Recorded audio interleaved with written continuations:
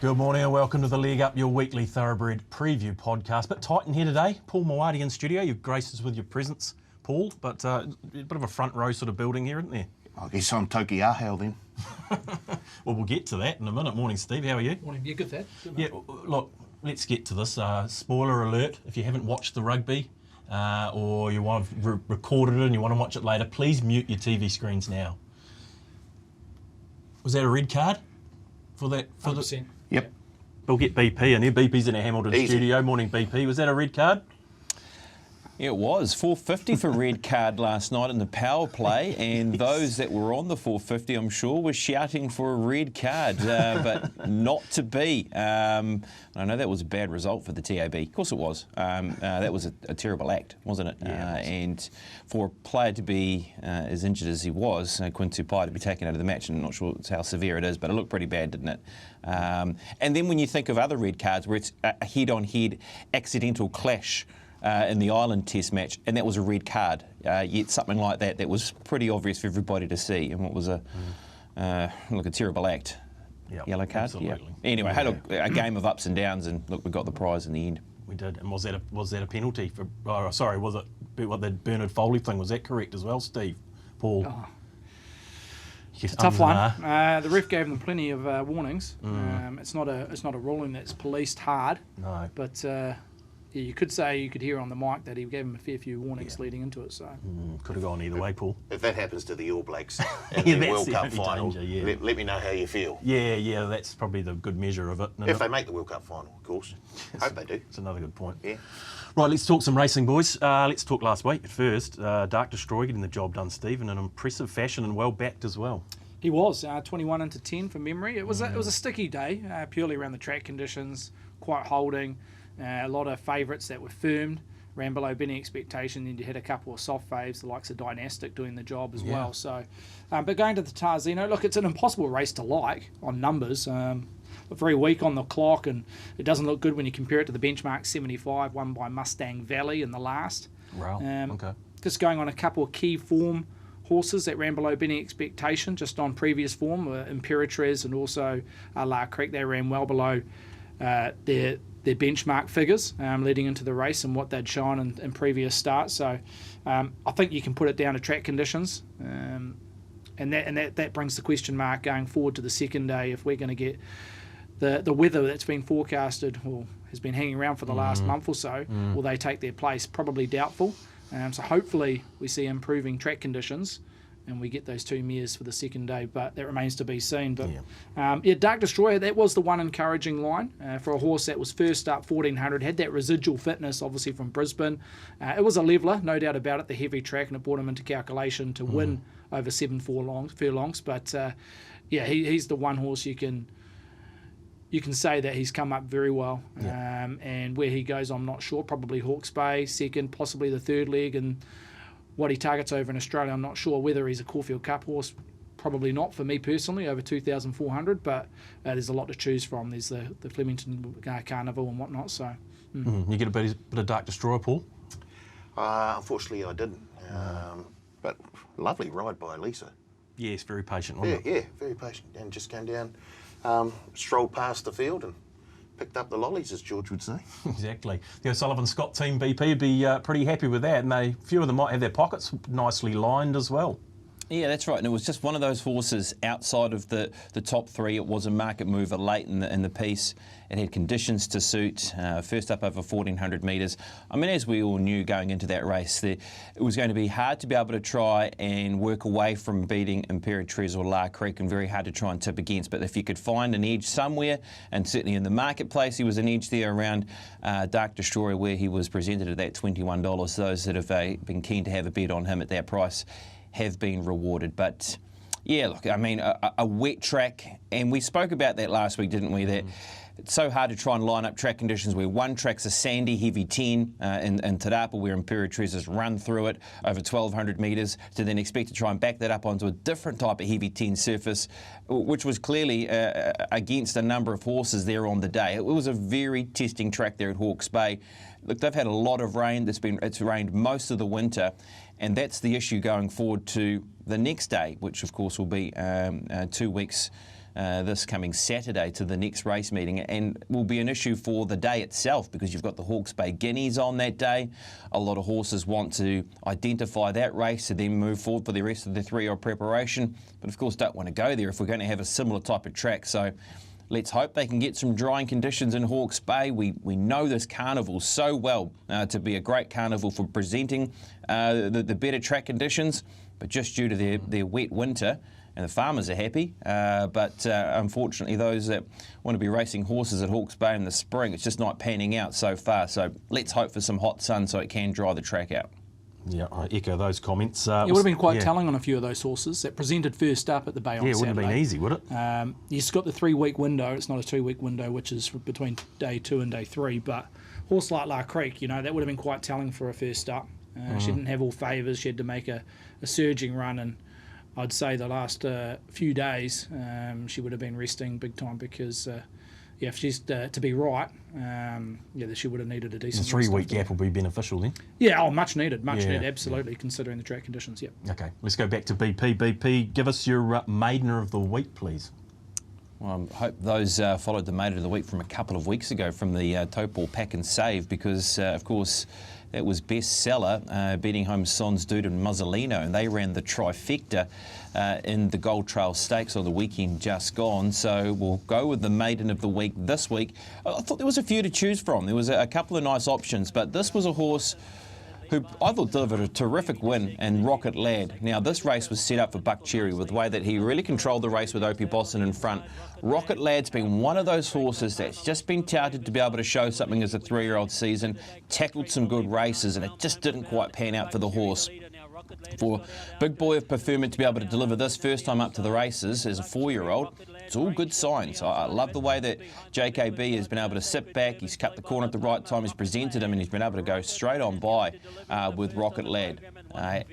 He might have just furnished into a nice 4-year-old off the back of running in, a couple of stakes races last season. He was placed twice last preparation over 2,100 metres. That's a very encouraging effort from a horse that's worth following throughout the spring and summer. He's been threatening to do that, Steve, for a little while, Rocket Lad, and he does look like he's got improvement in him, and the way he hit the line first up like that, we might be seeing a bit more of him. Run us through the figures. Yeah, the figures were very good. Basically just off par, but no knock there. Really did set it up for on-speed horses. What did they go to the 600? It was 17.6 lengths below par, so as they say, it was a sit and sprint affair, and they ran home 1.8 lengths above par, 34.02. So a sprint home. And where he was mapped, he had to cut the corner and rely on a little bit of luck. I didn't think he would be the winner if he was flushed wide and had to cover extra. But as impressive as he was, his last 400 and last 200 was the fastest of the meeting. As we mentioned, there were some useful sorts up and down the card at Cambridge. So, look, there's a lot of like about Rocket Lad. Pedigree suggests he should get over a trip. He was beaten less than 4 lengths in a Manawatu Classic as a 3-year-old, so he was performing at stakes level, even though he was a Maidener last season. So the next 6 to 12 months it might be a sweet spot. But yeah, no knock on Rocket Lad's overall figure. As I mentioned, was bang on par, and like I say, the fastest closing splits for 200, and the likes of Pro S and Aoldi were in the meeting. So yeah, very good. Promising. Okay, very good. Right, let's do some previewing. We want to start at New Plymouth, Steve. What's the track to be doing at New Plymouth for starters? Before we look at a couple of races there. Well, it's a heavy 10, last time I checked. Look, there's been no rain right throughout the week, so it's going to be very holding, and I don't think there's going to be too much rain hitting the turf this afternoon, particularly on race day, so it's going to be very much holding. It might come back to a 9, but last time I checked was a heavy 10. I'll just have to update that. Okay. But look, the corresponding meeting last year was a heavy 10, similar surface, quite holding. I looked at the pattern of the races. The first 3 or 4 races were up and in. Yep. Then they're coming to the middle part of the channel down the home straight as you got further into the card. But overall, you wanted to be on speed in that first half of the field, even at the back end of the card. So, look, even though it's going to probably present somewhere between a 9 and 10 pentrometer, I think it will play up and in, be on speed early doors. But overall, I think the meeting you want to be on speed, but they might look to come a little bit wider. Okay, so those gluey tracks are always quite hard to make ground. It is, yeah. Well. And you've got a lot of horses there that on paper form relish heavy tracks, but very loose and deep heavy tracks, which we've found in the months of June and July. So it's going to be tricky. It's going to be tricky. Let's start in race number 5, the Gib Jib, I should say, handicap 1400 metres. Run us through this market, Steve. You're headed by a Musée Moi at $3.20. She resumes here, or he resumes here, should I say. $3.20 out of a turn from a $3 original price. Would have wanted to see a little bit more money for him early doors out of a punting stable. Tavi Mack in that second line at $3.50, and he's the best back runner, best leader I can give. Holds 4 times more money than a Musée Moi. Deerfield, 3 weeks on the bounce, looking for a hat-trick of wins, $5.50 out of turn to 6. Zola Express, the second best back runner for Janelle Miller and Lemmy Douglas. $11 opening quote now into $8.50. Shares that fourth line with the stablemate and Diogenes. Tavi Court also spec. Open 11 got out to 12, they're back into 10. Magdala 12. Dawn Parade 15 with Masangi Lass. And then you've got a $31 Ranky there as well in Chijaba. So, look, overall summary, Tavi Mack best back runner and Zola Express the second best back runner at this stage with Musée Moi just a lukewarm in the first 36 hours of trading. Yeah, okay, BP, well, the Benawinian stable going very well after Otaki yesterday. I think they got a hat-trick there. And look, it's putting together a nice horse's record as a Musée Moi. But, haven't seen a lot of money for it at this stage. Interesting. Yeah, it is interesting. Yeah, look, the horse won a stakes race at the end of last preparation throughout the winter. Has gone to the jump outs, won a Levin jump out back on the 6th of September, did this horse. Then you've got to line that up with a class horse at the top of the marketplace in Tavi Mack, who's had that one run back, of course, when beaten behind Imperatriz in the Foxbridge Plate. And then you've got a runner like Deerfield. Now, Deerfield comes back to 56 kilograms. Of course, we heard from Chris Dell after that win that he wouldn't know himself with 56 and a half when he won. Well, he's got 56 tomorrow, has Deerfield. Now, of course, there's a couple of stronger competitors in this race in terms of their, with what they've shown, but he's in a great vein of form. He's going to be hard to peg back. Alan Nicholas takes the ride, and when he gets into this vein of form, he's not an easy horse to get past, is Deerfield. So I think he has to be respected because of that. And Zola Express, you can see why there's some money for this horse. Goes very well at this venue. As we know, she's a horse that will perform as she gets over a little bit further in her preparation, but she runs well fresh up. She has a heavy track record, and she has done it here at this venue. So the $11 was certainly an over for punters, and now sitting at $8.50. So with Lemmy Douglas doing the riding, who's riding well, I don't know, I just find it a slightly tricky race, just with that no money around Musée Moi, trying to line up Tavi Mack, Deerfield on form, and Zola Express first up. It does have the very good track and wet track credentials. So, yeah, awkward race. Yeah, tricky, Paul. What do you make of it, and what do you make of Tavi Mack, probably primarily off that first up run in the Fox? Well, I have lined up Tavi Mack. The early money on, suggests that he'll be running close to his best on Saturday. So I really do like the look of Tavi Mack. Only has to carry 59 only. Featherweight. Yeah, for him. And I didn't think he went that bad in the Foxbridge. He wasn't that far away. He got a bit of a bump on the turn from, I think it was Imperatriz as they came around the turn, and still kept digging away. So, yeah, I don't mind the look of Tavi Mack, and the money on and the lack of money on the favourite really does point me in one direction. Yeah. That's Frodo. Frodo, exactly. I think Paul makes a good point, and it doesn't happen a lot, but that lack of money around the favourite, it's an interesting sort of race, and there might be a bit of movement in this market potentially. Yeah, I think he starts favour. I marked him fave, Tavi Mack, in front of Musée Moi.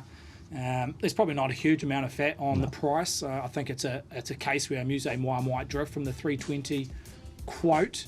The original price was $3, as I mentioned earlier. And Tavi Mack, look, I've got him starting fave. He's got a betting profile.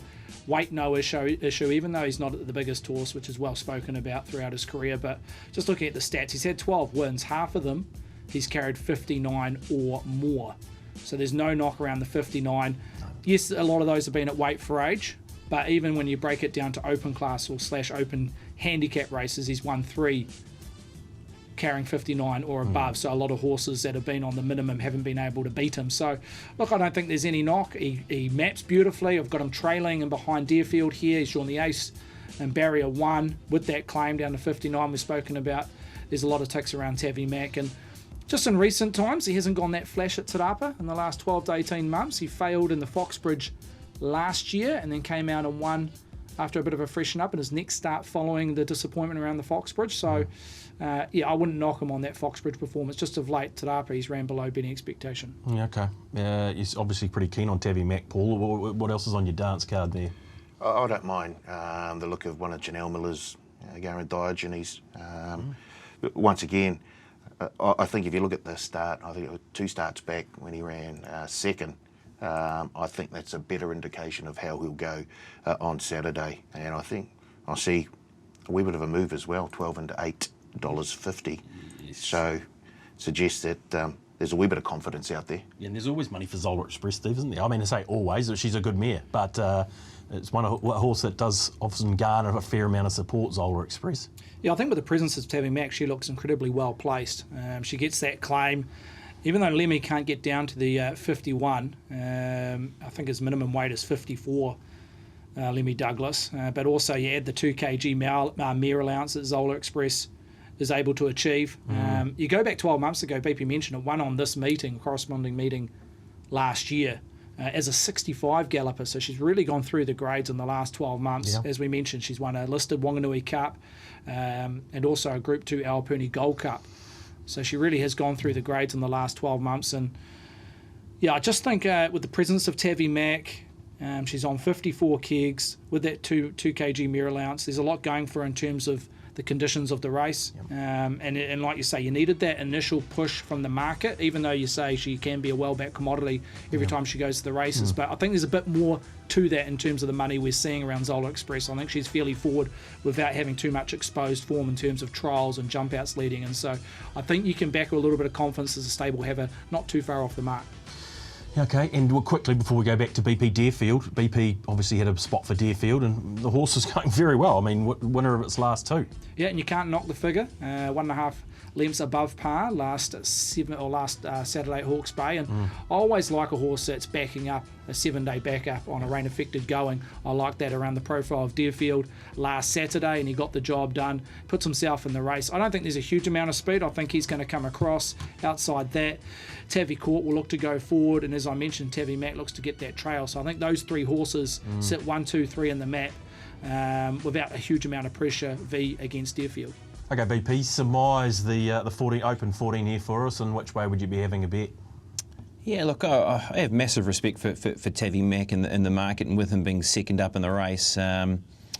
He's almost the default first pick in the race, but look, I'm going to have 2 horses here. I'm going to go around the 2 horses that are in the market at 6s and 8.50 in Deerfield and also Zola Express. This will Deerfield, just with the form he's in at the moment, he could be really hard to peg back.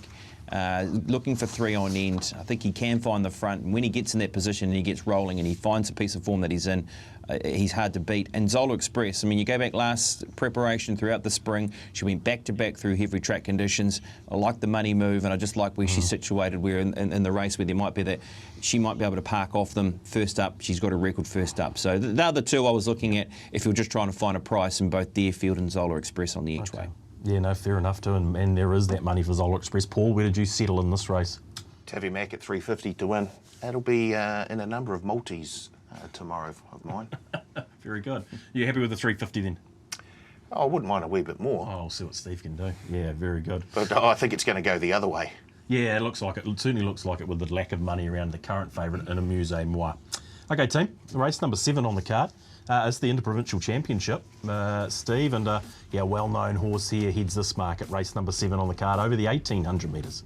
You just asked me, heads the market again, just out of turn, $3 to $3.20, so very similar in terms of a betting picture than our favourite in the previous, and Amuse Moi just asked me. Aracena in that second line, also just out of turn 420 out to 450. Monforteau's been well backed, got as high as 7 off the original price of 650, now trading 6. Cetus 8 into 7.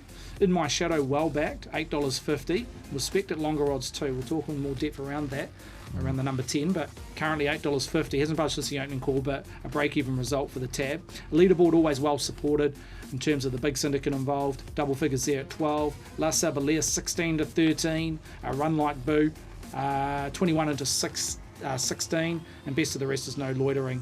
Gone out a couple of turns, 16 out to $18. But look, no strong lead at present. There's 4 or 5 they're willing to play. The firmers happen to be Monforteau, Cetus, and La Sabalea in that middle market. Yeah, okay, BP. Look, we've got a couple of stablemates heading this market, but Montvento's been a little bit of a mover and actually beat home, just ask me, when they last clashed. They might show us a little video as you're talking around the last start there around Montvento's and just ask me, but what are you thinking here?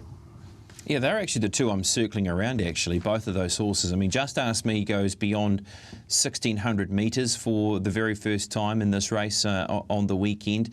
And I don't mind that. I don't mind that with Just Ask Me, with now having, what is his 25th race day start, and he is a horse now that is pushing out to the 1,800 metres. And Montvento's, well, we just know that he is a horse that he relishes heavy track conditions. He's at his best when he's at this time of the year.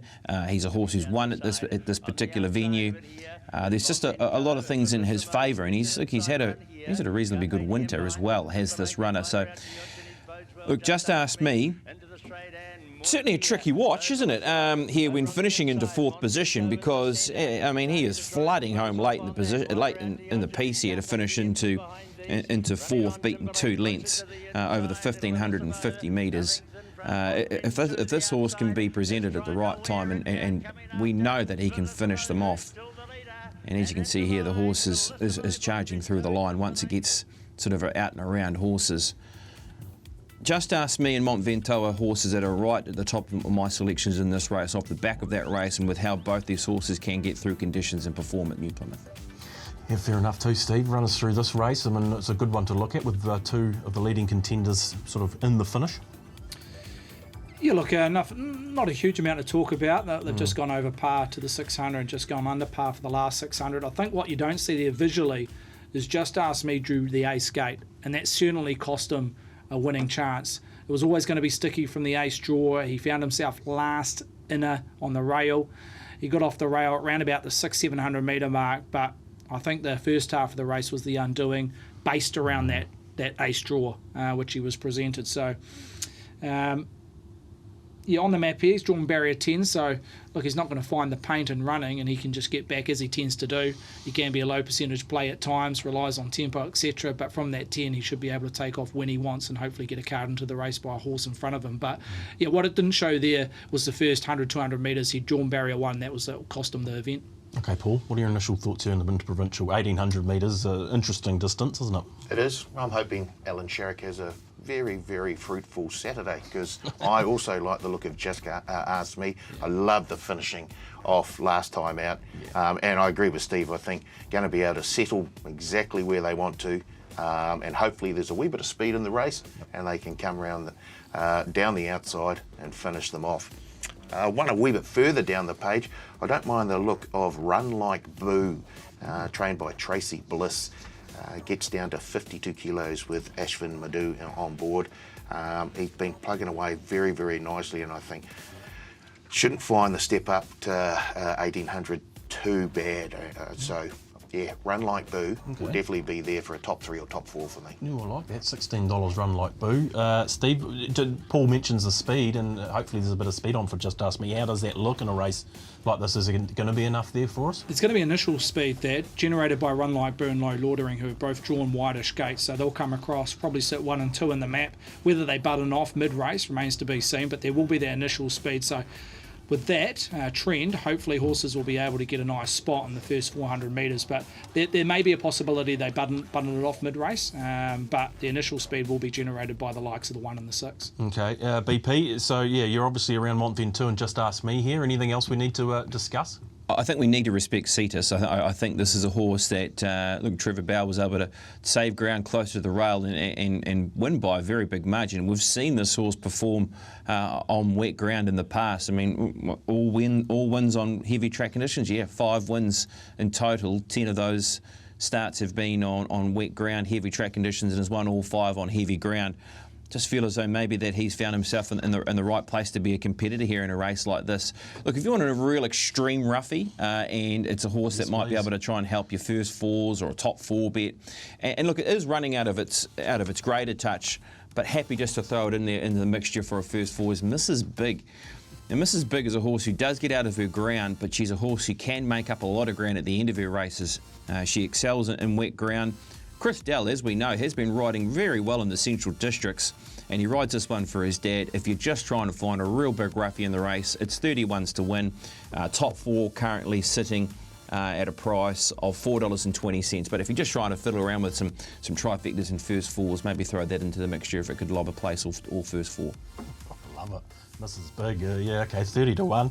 What about that ride from Trevor Bow last time at Wanganui BP? That was great on Cetus, wasn't it? Oh, it was a peach, absolute peach from T Bow, and good to see that Trevor back in the winners' circle, and of course for Donna Beck. So like the lethal combo might be able to go back to back in the Inter-provincial, and as I said, he's in the right sort of form, and he gets the track conditions to suit. So I think Cetus has to be respected. Yeah, okay, very good. You mentioned In My Shadow, Steve. Is that a horse we need to touch on before we move on? It's an interesting run at that because it was spec'd first up over a distance short of its best. Apparently it's working back from New Zealand Cup, so that's its main target, this preparation, but a little bit misleading because its SP was around about $19 when winning first up. As I mentioned, it was well spec'd, and at best for the tab was a break-even result. Might have been a fraction of a loss around In My Shadow, but look, the race rated fair, 2 lengths below par, but that just gives you one line. You look at the form that's come out of that race, that particular race in the last 7 days. Far Sight's bounced out of that race and been a sub-winner at Hawke's Bay last Saturday. Semper Magico and Hot Chocolate have performed in the last 7 days also. So even though the figure, the speed rating was not flash, the form around In My Shadow has been fairly solid in the last 7 to 10 days. So he might have the second up syndromes if you follow that. I'm not a huge follower of that. I think it's a little bit misleading at times, but obviously he's coming up a treat and he's working back from New Zealand Cup, so every distance stepping up is a positive. Okay, no, there has been some money for him too In My Shadow. Paul, where did you land here in the Inter-provincial in the end? Oh, I'm going with Just Ask Me, hoping that might be able to give Taranaki rugby fans a wee bit of a boost because their team certainly isn't doing much at the moment. So Just Ask Me on top at 320, and I'll have Run Like Boo for a top 3 at 450. Yeah, okay. So we've got a box trifecta here, haven't we? Just Ask Me, Montventoux, Cetus, Run Like Boo, and Mrs. Big. Or maybe a bit of In My Shadow. Maybe we need a box 6 in the Inter-provincial. It isn't going to be easy, that's for sure. Okay, Tim, we're at that halfway stage, the intermission in the leg up, and when we have the intermission, we also have the wildly popular Minute with Moati. I wonder who it is this week. Stephen Marsh. Oh, he gave it away. Hi, I'm Stephen. I'm 32, single, boutique trainer from Cambridge. Who has been your biggest influence in racing? Probably Paul Lally. What was the first car you owned? Or it was actually a push bike, but first car, Honda Civic. Toilet paper, over or under? Oh, definitely back. Most famous person in your phone contacts? Brendan Popple. Your go-to karaoke song? Lady in Red. Favourite NRL team? Rabbitohs. Favourite junk food? Fish and chips. Who should be All Black coach? I'll give it a go. Who has it easier, jockeys or trainers? Jockeys, very easy, overpaid. Favourite board game? Monopoly. Union or league? Union. Favourite cocktail? Bloody Mary. Fill in the blank. The best Barrett brother is? Maiden. First celebrity crush? Claudia Chauffeur. Which player would you most like to see at the Warriors next season? Paul Lally trimmed up a bit, would probably pop him in there. Your favourite horse after winning for all? Well, he's clear standout. One of the favourites, Horde the Bourbon. Favourite movie? Taken. You can invite 3 people to a dinner party. Who are they? Michael Jordan, Tiger Woods, Claudia Chauffeur. What happened to Paul Lally? No, he can do the dishes. Race you'd most like to win? Melbourne Cup. Horse we should be keeping an eye out for this season? Winning for all. With the darts on this weekend, give us your best 180. 180!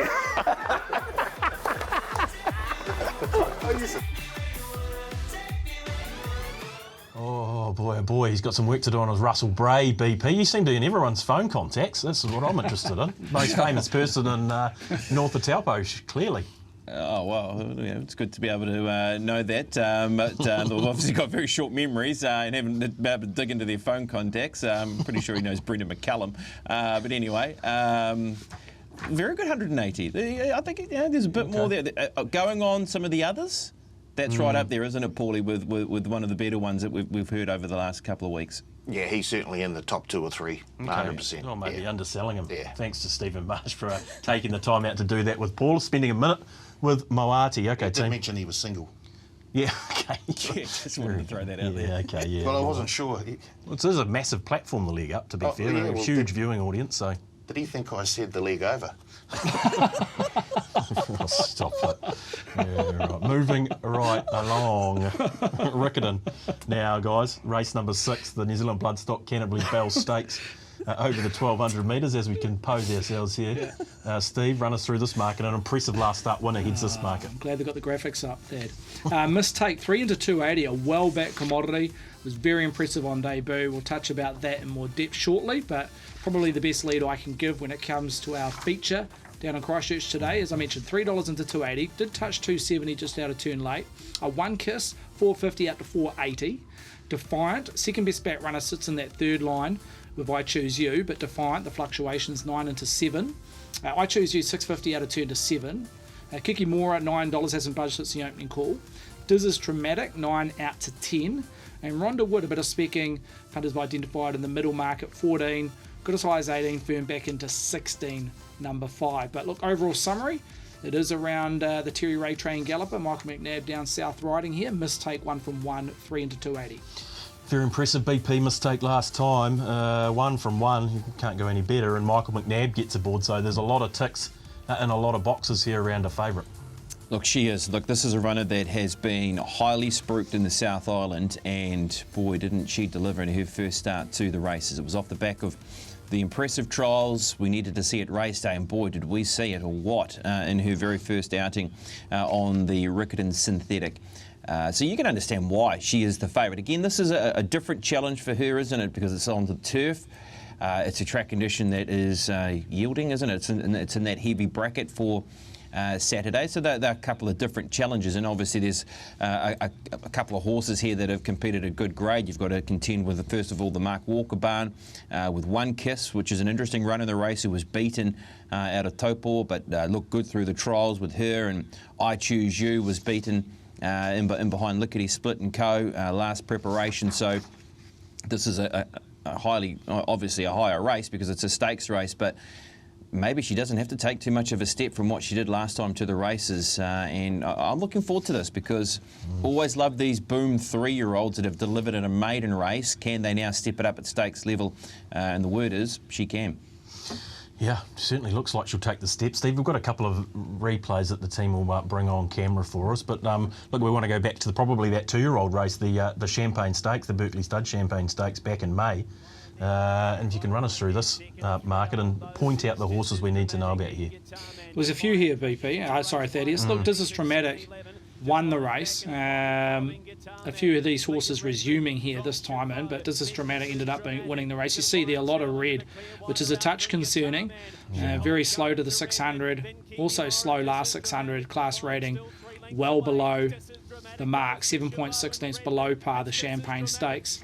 Okay. Look, Redwood's come out and Redmond's come out and done the job in terms of winning, coming out of that particular race, running second. But This is Dramatic was the winner. Defiant ran fourth, who was a beaten favourite on that occasion. So there's a few horses here that are resuming. How forward they are, I'm not sure. But remembering this was 1,200 metres, and that's the distance we're playing at on Saturday. So they won't be too far off the mark. Obviously, a lot of these horses have their main target in sight in terms of 1,000/2,000 guineas, but with the fillies, obviously the 1,000 guineas. So, there'll be a little improvement coming out of this race. But, I do have a little bit of a concern around that race, even though Redmond's come out and won that, has been a previous winner, as we saw a few weeks ago at Riccarton. But, the thing is around 2-year-old races and class ratings is that they can really spike in form.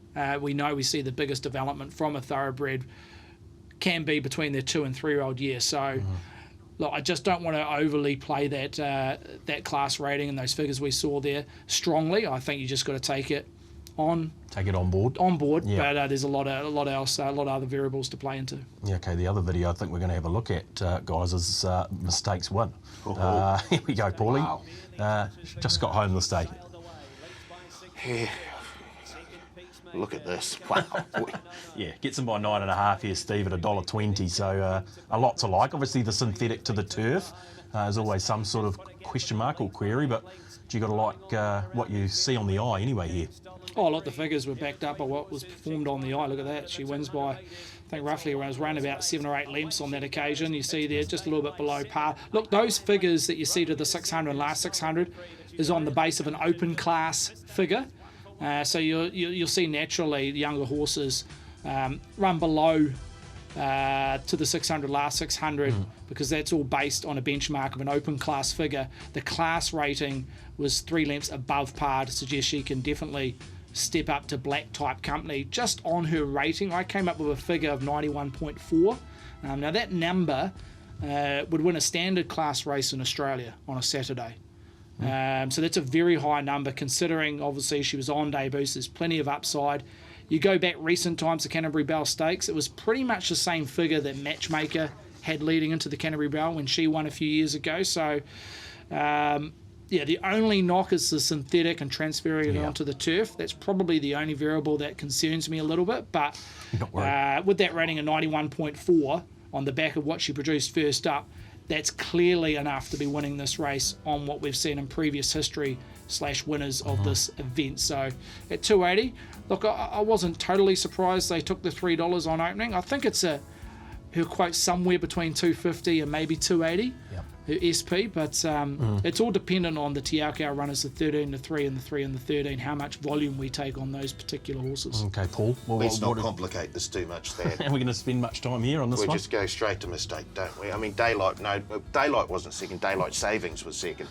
Fair dinkum, add another hour. And she didn't beat a pack of bums either. Mary Worker came out and won, who finished in behind. That's true. Mistake in that race, came out and won since. So I don't know why we're looking anywhere else. Well, yeah, fair enough. I really do like the look of Mistake there. Okay, and look, there's not a lot of money for the 2 Te Akau runners either at this point, so that's probably making you even more confident, is it? Usually a fairly good pointer. Yeah, okay, BP, yeah, well, we haven't got money for One Kiss at this stage or I Choose You. I said a little bit of money for Defiant, though. Yeah, just quickly too, track soft 7, by the way, and little chance of rain, but no chance for rain Saturday. So that's all good too, isn't it? Looking at where track conditions sit. Look, one thing I can't understand is there hasn't been any money for I Choose You. Look, this horse has 2 very good stakes placings next to her name. She has been placed in the Eclipse Stakes. As we know, that was a promoted victory to Wolverine. Second was Pacific Dragon. Wolverine's now in Australia. Pacific Dragon's run well through our early or late 2-year-old races, early 3-year-old races. And her other good placing was, of course, in the Mudda Breeders, where she was beaten in behind Maven Bell and Bestseller. So $7 is the price. I just am a little surprised there hasn't been any movement there. I'm with Mistake as well in the race. I'm feeling like I'm pretty keen about finding a power play here around a Mistake and I Choose You. I Choose You is just off those career runs that we've seen from her. Are pretty good. They hold her in a good place for this race, despite her first up defeat when only beating 1 runner home and behind Bestseller out of Taupo, and has gone to the trial since then. That's the way I'm leaning. I'm with Mistake, but it just feels like I Choose You does have the potential and has already shown it at this grade against some good North Island form. Yeah, what do you make of that first up run by I Choose You, Steve, at Taupo on the 24th of August, 7th? Yeah, disappointing. It was on a soft 6, so it's a similar track condition to what it's going to present on Saturday. I don't want to take a huge amount out of the trials that I Choose You has hit this timing, because they've been on genuine heavy, and I think she really is looking for a better surface, and that might have been one of the reasons why they've gone down south around her, because it just looks to be an improving track, Riccarton, compared to some of the tracks that we're hitting in the north at present. So there's no doubt she's better left-handed. She trialled recently right-handed and behind a couple of good sorts, but you look on the eye, she was ridden out quite hard / aggressive in the last 200 to 300 metres, where a few horses inside her are under a stranglehold. So look, I don't know where she is, but I do feel just take the trials away, because purely they've been on a heavy track, and I don't think she's really relishing that. So with the improving track conditions, should be in her court, I Choose You, but Barrier 10, no concern down the chute of 1,200 metres. She can just look to get a bit of cover mid-race. But, interesting runner. Obviously, there'll be natural money on race day just purely coming out of that stable. But, she's one that's got a bit of a question mark next to her. Yeah, okay. And what about One Kiss then as well, where we're on the job with Opie aboard? We've got to take that on the board. Why, Opie probably had the choice, unless I'm missing something, but he's gone with One Kiss at this stage. Again, barrier 14, which touches a concern, but it's kind of neutraled out with Opie aboard. Maiden, so it's never easy. But obviously, though, they can get a gauge to stable by the volume of horses they have in their barn. And they've obviously seen enough out of One Kiss to go down to Christchurch, probably work back from 1,000 guineas and take on black type second start. So, well-bred type. Look, I couldn't get hugely excited on its first up run at Taupo, the race rated average, even though Cornetto's definitely one to follow. I want to take Cornetto out of that race. The horses in behind it, I just want to see a game before I'd invest. Yeah, okay, a bit of money for the Kennedy Furlong runners as well. That is Defiant, and obviously Kiki Mora as well, both first up. One coming through the Champagne, or both of them coming through the Champagne Stakes, 4th and 5th, so has to be respected, that Kennedy Furlong money pool. It certainly does. And just on Defiant, as you say, ran 4th in the Champagne. Yep. Last year's winner of the Canterbury Bell, Art de Triomphe, also ran 4th in the Champagne. So there's a trend. Very good. Just like that. Yeah, okay. Well, BP's of the favourite mistake, and then a little bit of money for I Choose You. It doesn't sound like you're going to be deviating away from the favourite here. Mistake, all day long. Okay, very good. 3 into 280 around Mistake. Going to be awfully hard to beat off what we saw in her maiden victory, beating Mary Wecker, who has been a subsequent winner. Okay, guys, last race we want to have a look at is race number 9 at Tarapa on Sunday. And I don't know if we have the market graphically, Steve, but run us through this market. It's a 1,500 metre race and it looks a decent one. Yeah, dominated by a couple of Tiakau performed gallopers there at the point end of the market. Prix de Fer at $4.20, a Madalena $5, Bully Brook also on that second line with White Noise at $5. I think White Noise needs an emergency or two. I have to just catch up on that. But currently, as it stands at a $5 price, a Field of Gold at $7, double figures around Osaka at 11, Quiz Kid 12, Tiptronic resumes here on the back of an OK trial at 13. True Enough, being improver second up at 13. Even Chance resumes. Ace Jaw, Sam Spratt does the riding there for a go forward horse at 13. And best of the rest is Charm Star, also a talented mare who resumes here at $15. So it's quite a deep field. Yeah. Sticky race, purely because a lot of these horses are early in their campaign, but at present Prix de Fer 420 holds the call. Yeah, no surprise to see the Tangerine hitting this market, Prix de Fer and Amaralina BP, but it's Great Northern Day on Sunday, steeples and hurdles, and obviously there's some pretty good races right across the card there at Tarapa. Yeah, it's a super day of racing, it is. We've got 10 races there on Sunday, and 4 jumps races to look forward to, and some really good flat races. Heavy track at the moment, heavy 10. We have had some drying weather, so let's hope that maybe we can come back a peg or two with the possibility of some drying between now and Sunday. That would be nice. I would imagine there's a few horses in this race that are looking for that track to come back, including Amaralina and even a horse like Prix de Fer, who didn't start at Hawke's Bay last week because of the heavy track conditions. We see the horse here today. That's why this race becomes a minefield, because of the track conditions, rated at heavy 10, because you do have some horses here that will appreciate it. I mean, Bully Brook, he had a very good winter. Look, we know Bully Brook's run well at this venue. He gets through the track conditions. He gets down to 52 kilos in the end. If this is still a testing track, I know he's going to be up against some class horses that have performed at Group 1 level and A1 a Group 1, like Amaralina and True Enough. And you got Ocean Billy and Tiptronic and all those type of horses in here. These are genuine Group 1 performers, but it's just about track conditions where things sit. I think Amaralina will be suited by going up to 1,600 metres. I'm just not sure about a heavy track for her. And she came unstuck in that race. Over 1,200 metres was too short for her, and she's got in a real awkward spot, and it just wasn't her race, and she was beaten 9 lengths. But she can be a quick improver to 1,600 metres on maybe a slightly better track condition. I found it hard to really try and nail something down, but if I was having to bet, I'd almost keep the faith with Bully Brook, with how he's run through the winter and how he's performed so far. And I'm also looking forward to seeing what Field of Gold can do second up, a horse that, of course, bounces out of the Foxbridge Plate. There's a lot of depth to the race. But at the same time, just hard to work out at this early stage how it might pan out. Yeah, $5 Amaralina, Steve. You know, she probably was never going to be threatening first up, you wouldn't have thought. But I think there is a race replay we do want to have a look at. It might be Bully Brook and Maroney's race there last up. But it's a deep market and a tricky market, this one, isn't it? It is, yeah. Look, Madalena was freezing first up, ran accordingly. The senior jockey jumps on here, Opie Bosson. Drawn barrier 3, as BP mentioned, 1600 should suit. Probably wanted to see a little bit more on the last 200 metres in terms of numbers, but you see there, it really did favour. Those figures might be a little bit out of whack. The Maroney race rated on my figures 7 lengths above par to the 600. In the last 600, 3.2 lengths below par. So it did really favour horses just off speed. I think they went so hard up front that it was hard for those back markers to really get into the race. They got detached. We saw the likes of Cork, etc. But I thought the horse to really follow out of the race was Bully Brook, because you're going to get similar track conditions, almost identical to what was presented 2 weeks ago. He was on speed here, facing the breeze, as I mentioned, off a really strong tempo, and he's only just been overtaken in the last 50 to 100 metres by Maroney, who had that dream run just off that strong tempo. So we know he loves the joint, Bully Brook.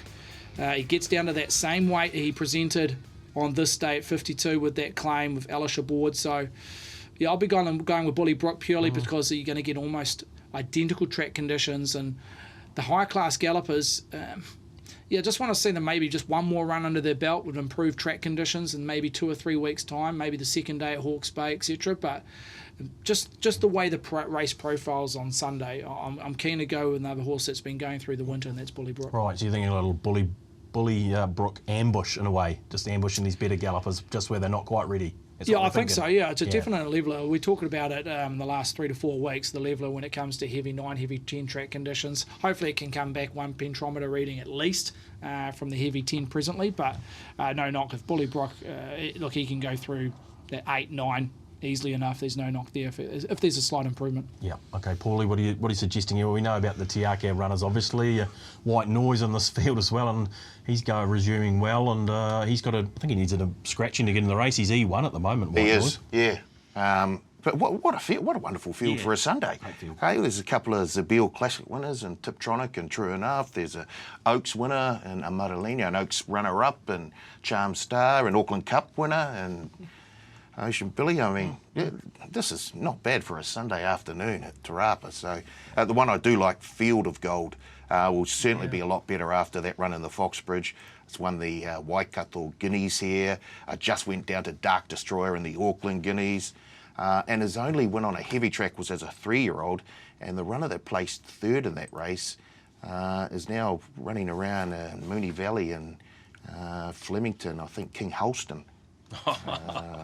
Very good. Picked up a few placings over in Australia. So yeah, Field of Gold I think will be one of the ones that'll be up to speed, certainly after that run in the Foxbridge. Looks quite well placed, Field of Gold, I thought. I mean, what did you make of the resuming run, Steve? I thought it was okay, Field of Gold. Yeah, but just wasn't his race over 6 furlongs, just out sprinted. I mean, Imperatriz put a margin on the field, so the winning margin to where Field of Gold looks a little bit misleading. 13 lengths to Imperatriz. He probably was roughly around about 4 or 5 lengths off the place getters. So, look, big improvement. Again, he's one of these horses that if he does the job on Sunday, well done. But I kind of want to see him one more time, and hopefully on a better track I might invest. Okay, BP, surmise the race. I know it's a tricky one to have a bit of a nail your colours to the wall on a Friday morning for Sunday, but what would you be doing here early stages? Yeah, I think you've just got to trust the form you've seen with Bully Brook. He's a horse that has the up and running form. He has the residual fitness on his side. If this track starts to improve, if this track was a soft 5, you wouldn't go anywhere near him, because you would be wanting to go with horses that have had the Group 1 form and stakes performances like we've got in the race. But just with where the track still sits at the moment at heavy 10, and he is running out of his skin. He's had a really good season and he runs well at this venue. I'm happy to stick with Bully Brook at this stage. Yeah. Okay, and what are you thinking, Paul? Field of Gold each way? Field of Gold, yeah. And I wouldn't mind having a little sort of nibble on White Noise if we do get a scratching. Yeah, if he can make the field, he'll be up there. Yeah. BP, white noise. Yeah, absolutely. That was a top win in a horse that's raced and as a 3-year-old in good races. He's highly competitive through all those races as a 3-year-old last season. And we also saw the horse get through the wet track conditions first time of asking on Foxbridge Plate Day. He gains a start in the race. He's a major competitor, I would have thought, white noise. Yeah, no, for sure. Paul's got him in his numbers, but he's gone field of gold. Okay, guys, we do have to wind it up pretty shortly, and we want to get to our best bets of the week. We'll come straight back to you, BP. Which way you're going? You're following a little recipe here now, I'm seeing, with your best bets of the week. Well, we're just trying to find a winner, to be honest with you. Thad is probably the recipe we need. And yes, it worked a couple of weeks ago with very flash winning a maiden hurdle. So we're going to go with a horse that is lining up in a maiden hurdle on Sunday in Suleiman. This horse ran a very cheeky race in the first race of the carnival at Hawke's Bay at nearly 60 to 1, and there was a few nibbles at 60 to 1. I heard Stephen mentioning that, and he ran a good race when he finished 5th. He had his first up run a couple of weeks ago over the jumps, and he went round, where did he go? $1.80 it was his closing price. And I tell you what, you did not want to be on with where he ended up in the race. It just wasn't his race, was it? But boy, he got into it in the concluding stages. About the 600 metre mark, Sean got going on him, and he started to pick up and showed his pace on the flat. If he could just take a lot from his first up outing, he's had a run on the flat now, and he can be a touch closer than what he was on debut. I like his chances. Very interesting horse in this race. The Mighty Spa is having a jump start on the weekend in that particular race with Aaron Kudu aboard. Of course, a very highly performed Tiako runner having start 19. But yeah, we'll go with Suleiman as my best bet. Yeah, okay. Very interesting. Paulie, we'll come to you. You probably gave it away here. You're plus 41. You're a star performer. You almost gave away your best bet here this week. In case you missed it, the Canterbury Bell Stakes, I really do like the look of Mistake. She is a filly that just oozes class. And moving from the synthetic to the track proper, meh, I don't care. She will take some beating. Yeah. Steve, have you had any success in the Canterbury Bell? Historically? I have, but it's not about that. Yeah, no, mistake for mine. 280 all day long. Steve, where's your bet of the weekend this weekend? I think this is going to be on a lot of tickets. I think Sween's made this his best bet during the week. On the form, I'm heading with him, Fleming. Okay, That's a fair bit of pudding. Yeah, look, he's going to be short. Last time I checked was around that $1.70 quote, Fleming. But he rated through the roof this day. What you don't see there visually is he won by just over 13 lengths. It was in the top 5 maiden speed rating performances or / wins of last season, Fleming. So on that score, I've got him as clearly the horse to beat up and down the country on Saturday. $1.70. Look, if you want to spice it up, maybe Nobellum in terms of a Quinella. He bounces out of a very good, or she bounces out of a very good race, won by the Father's Gun, or my Father's Gun, who's been a sub-winner. Bouncing out of Manawatu to Hawke's Bay, and Balalaika also Cornella'd that particular race at the Bay and behind my Father's Gun. So if you're not liking the $1.70, maybe a Quinella around Nobellum, but Fleming's definitely the best bet for the weekend. Okay, very good. Right, now we want to just touch on the boosted price boosts you might have seen on the TAB website. There's a Twitter poll out, gentlemen. If you go to the TAB Twitter feed. Two Twitter polls of 3 runners. We're getting you to select which horses you want to see boosted. So one, either of Fleming, Tabby Mac or Just Ask Me in one poll. Down south, Burgundy Rose, Mistake and Campionessa is the second poll. The winner of those polls, and they close at 4 p.m. this afternoon, those 2 horses will be made the price boosts for the weekend. So that's not too bad, BP. You can you get your vote in there and decide who you want to see boosted. I see a couple of best bets amongst the boosts as well. Gee, if you boost Fleming, you've already said that it's going to be a well-bagged horse. If you get a boost going there, and the same with Mistake, which you've already taken money at a $3 quote. So love it. Love the boost. It's certainly has been a great thrill already in the first couple of weeks since we've seen the boost. And yeah, bring it on. Yeah, 100%. BP's right on the money as well. The 2 that the bookies don't want boosted are Fleming and Mistake. So if you want to really make this a hard Saturday for these boys, put the screws on. Yeah, vote. Vote, exactly. Anything else we need to know? Touch on, Paulie, before we go? What's happening in the world of promotions and the like? We've got another bonus back blitz this Saturday. The first 4 races from Riccarton, New Plymouth, Caulfield and Randwick. So you head to the Punters Lounge on the TAB website to check out all the T's and C's. And of course, no deductions, no surprises, exactly. All spring long. Yeah, very good, yes. And obviously there's a few scratchings at Taupo today, Steve, where the no deductions, will be a blessing for customers. Yeah, a couple of those Maiden 3-odd races in the middle of the card have been decimated by scratching. So, some nice prices around no deductions. Absolutely, very good. Well, good luck to everyone out there. Thank you, BP, for your efforts as always. And what are your plans for the weekend? I see you'll be supporting your beloved Bay in a Ranfurly Shield Challenge, obviously. Yeah, Saturday night. 2 to go. They've got Wellington and then Tasman to hold on to the Shield and have themselves another summer log for the summer. So, look, what I will say, I don't think it's going to be very hard to be able to find a maiden of the week coming up. There's a lot of good races coming up with Taupo, and there's some really nice horses stepping out today. So, I don't think it's going to be too hard to be able to find that maiden of the week for next week. No, absolutely. Thanks, Pops, for your efforts. You'd have to be a certain age to remember the summer log, wouldn't you? Know what PP's referring to there? Yeah, I'm looking at you, Paul. Oh, me? Right, no. Yeah, very good. Thanks, Steve, for your efforts. Yeah, cheers, Dave. As always, we'll see you next week. Thank you, Paulie, for coming in, blessing us with your presence in studio. Very good. Yeah. Will you be back next week? I'll be here. We'll see. Thank you for joining us as well, and we will see you again on the leg up in 7 days' time.